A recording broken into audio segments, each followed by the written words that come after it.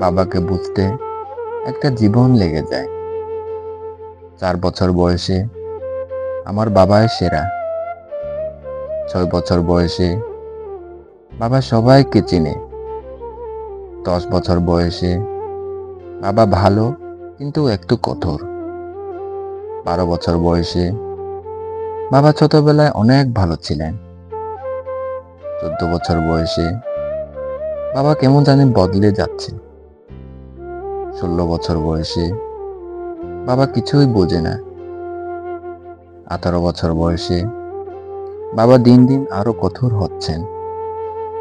20 বছর বয়সে বাবা ব্যবহার সহ্য করা কঠিন। মা কিভাবে সহ্য করতেন? বাবাকে বুঝতে একটা জীবন লেগে যায়। 25 বছর বয়সে বাবা সবকিছুতেই মতের বিরোধ করেন। 30 বছর বয়সে বাবার সাথে একমত হওয়া খুব কঠিন। দাদাও কি বাবাকে এভাবেই দেখতেন? 35 বছর বয়সে বাবা আমাকে নিয়মের মধ্যে বড় করেছেন। আমাকেও আমার সন্তানদের তাই শেখাতে হবে। 40 বছর বয়সে বাবা এত কষ্ট করে আমাদের বড় করেছেন, আমি বুঝতে পারছি।